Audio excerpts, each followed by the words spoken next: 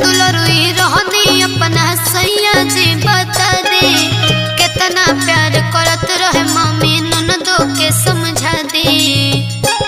ई बात बा ठीक बा सुन तू पढ़ल लिखल बाड़ू धनिया केहू से जुबान न लड़ई ह चुपचाप बात सब सहल करो हमरो तू लाज बचई ह।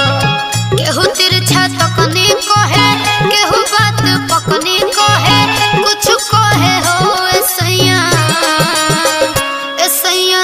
देवरा मन रखनी कहे ननदी तो फेकनी कहे सास कौआ हकनी कहे हो ऐसैया देवरा मन रखनी कहे ननदी तो फेकनी कहे सास कौआ हकनी कहे हो।